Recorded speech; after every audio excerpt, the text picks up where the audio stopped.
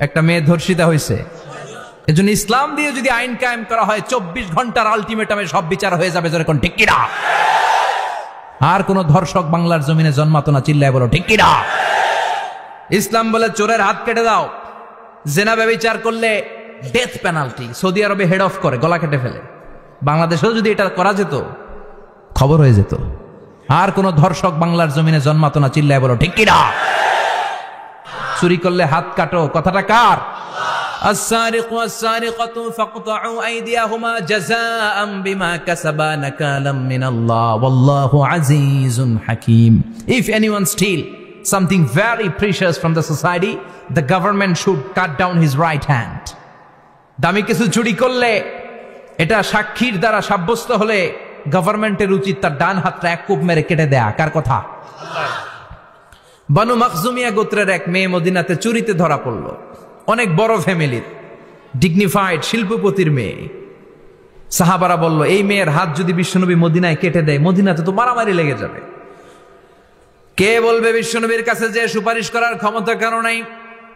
বিশ্বনবীর পালক পুত্র ওসামা বিন যায়েদ, যায়েদ ইবনে হারেসা, তার ছেলে ওসামা পালক পুত্রের ছেলে, তাকে বিশ্বনবী বড্ড ভালোবাসতো। তার উপাধি হলো হুব্বু রাসূলিল্লাহ, বিশ্বনবীর ভালোবাসা। সবাই বলল, ওসামা, আমরা যে বলতে পারবো না, তুই যে নবীরে সুপারিশ কর। ও নবী, যদিও চুরি করেছে মেয়েটা, সাব্যস্ত হয়েছে, কিন্তু আপনি মাফ করে দেন, হাত কেটে দিয়েন না। ওসামা যে বলে, নবী হাত কেটে দিয়েন না। বিশ্বনবীর চেহারাটা আগুনের গোলার মতো লাল হয়ে গেল। বিশ্বনবী বললেন, ওসামা, এটা আল্লাহর আইন, সুপারিশ করার সাহস তোর বুকের ভিতরে দিল কে? কে দিয়েছে স্পর্ধা? লাউ আন্না ফাতিমাতা বিনতে মুহাম্মদ সারাকাত লাকাতা মুহাম্মাদুন ইয়াদাহা। এই মেয়ে তো দূরের কথা, আমার কলিজার টুকরা, নয়নের পুটুলি, জান্নাতি নারীদের সর্দারানী আমার মেয়ে ফাতেমাও যদি চুরিতে ধরা পড়ে, আমি তলোয়ারটা বের করে ফাতেমার হাত কেটে দিতে 1 সেকেন্ডও দেরি করব না। কারণ আইনটা কার? চিল্লায় বলেন কার? এজন্য বাংলাদেশে চুরি চামারি আসানা নাই, হাজার হাজার কোটি টাকা উধাও হয়ে যায়, আসানা নাই। যারাই চুরি করবে হাত কেটে দেয়া হবে। বাইতুল মুকাররমের স্কয়ারের সামনে হাত কেটে দেয়া হবে। আর প্রতিটা চ্যানেল লাইভ ব্রডকাস্ট করবে, এটা সরাসরি সম্প্রচার। আমরা সবাই দেখবো কেমনে চোরদের হাত কাটে। এই নিয়ম যদি করে দেয়, দেশে আর চোর খুঁজে পাওয়া যাবে? কথা কন। তবে এই চোর লাউ চোর, ডাইল চোর, মুরগি চোর না, যারা হাজার কোটি টাকা মেরে দেয়। এক সিগনেচারে দেশের 10,000 কোটি টাকা নাই, চিল্লায় বলো ঠিক কিনা? এই চোরদের বিচার যদি করা যেত, তাহলে এই দেশে আর দুর্নীতি থাকতো না।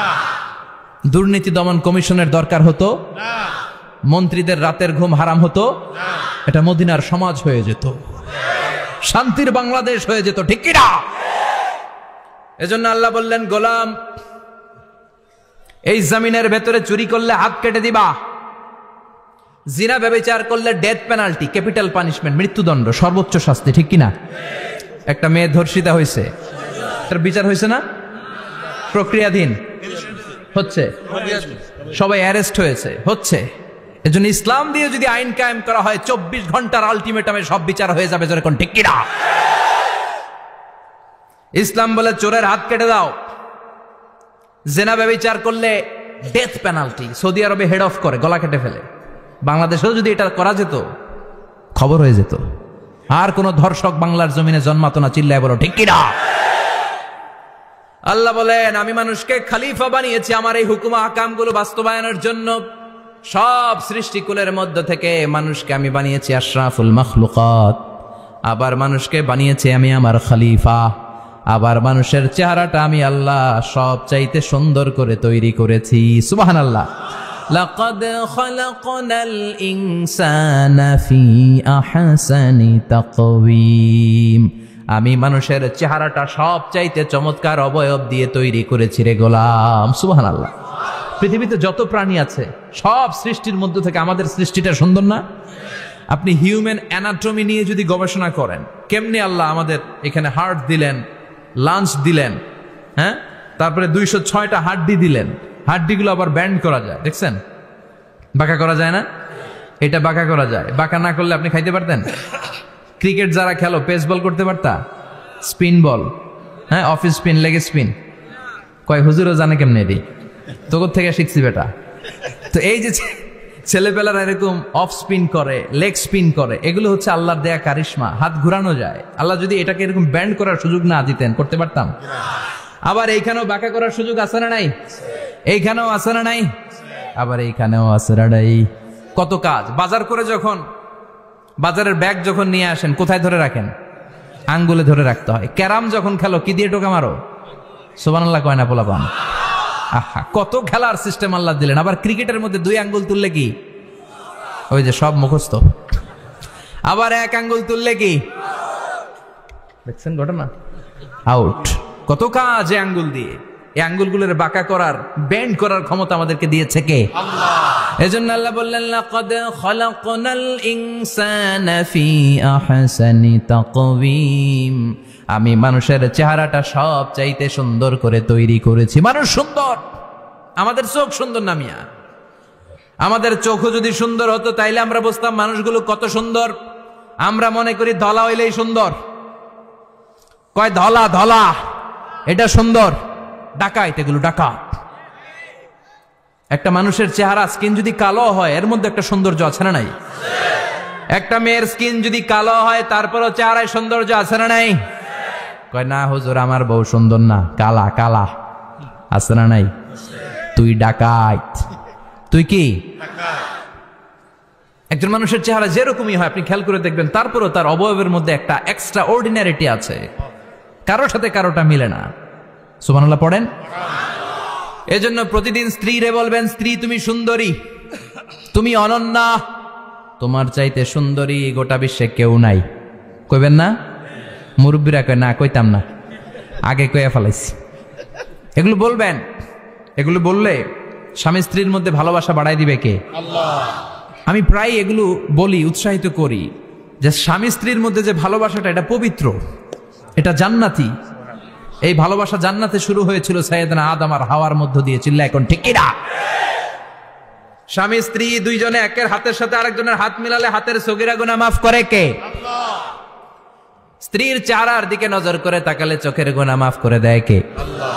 স্ত্রীর জন্য প্রতি মাসে যে খরচ দেন, এই টাকাগুলো সদকা দেওয়ার সওয়াব আছে না নাই? স্ত্রীকে যে দামি দামি ভ্যানিটি ব্যাগ কিনে দেন, এটা তো সওয়াব আছে না নাই?